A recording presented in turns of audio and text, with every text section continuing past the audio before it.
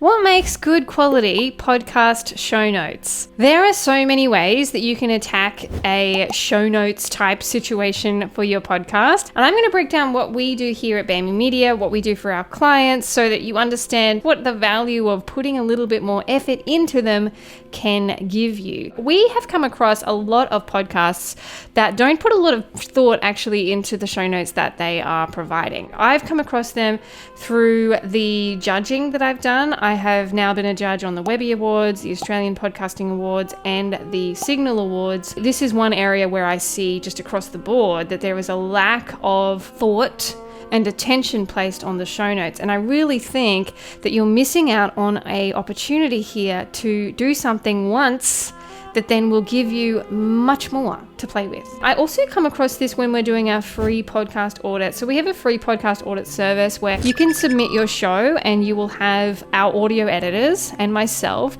listen to your show and then give you valuable feedback. It's within 48 hours. It's a really good service. And I would recommend that everyone does that, because there is just no reason why you wouldn't, really. If you want some valuable feedback, go for it. And so I see that there as well. The show notes just lack any sort of real depth. They're a lot of the time a couple of paragraphs, if that, mostly maybe a couple of sentences and maybe some links. But what's the point of that? And I get that people go to podcast players to listen to a podcast. They don't go there to read a bunch of show notes. I 100% get that. But what I want you to try and think about is, if I create something that's more valuable, can I put it in other places?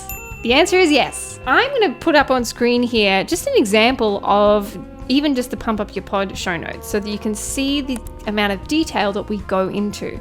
We write full-on articles for each podcast episode. And this is what we do with our clients that are on bigger packages with us as well. We write big, detailed, keyworded show notes, multiple paragraphs, headings, things that we feel like it's a solid piece of content. It's a solid piece of writing that works with your podcast, but can also stand alone as its own thing. Because then what we do with that one piece is that we then pull out the first maybe 3 paragraphs. So we always write in a way where the top 3 paragraphs can be by themselves as well. We pull them out and then we use them on the podcast platforms. So we put it into the back end of Captivate, which is the podcast host that we use for our show. I'll put a link to Captivate. They're really good. We also use that same description for YouTube because we know that this is targeted. We've put effort into searching for keywords, looking at what people search for, and then making sure our show notes hit that. So then we have good keywords in our top couple of paragraphs for podcast platforms and YouTube. And then with our full-length article, our big, juicy, meaty thing that we've spent decent time on, we put that on LinkedIn as a full-length article. And that requires a little bit more finessing. You need some graphics, some GIFs, some quote areas, things that make it really feel like it is its own piece. And if you want some examples of that, go to our LinkedIn, which I'll put in the show notes here so that you can access it easily, and you'll be able to see the articles. We have a lot of articles in there, and they're all really hefty with links to all the things in the bottom of them as well, and also to our YouTube videos. So you're getting that post to LinkedIn from the article, which is your show notes. Then you can also post that article in your newsletter if you want to use it just in full as a newsletter article. That's fine.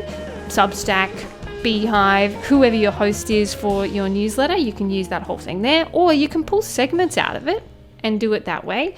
You can also pull segments out of that long article for like a really good description on your Instagram posts or on your LinkedIn posts or a Twitter thread. You can use a few little sentences from within that because it's all content and it's all coming from that one big juicy article that you bothered to write in the first place. To me, that's just a massive time saver. You get that piece of content and you're able to spread it to a bunch of different places.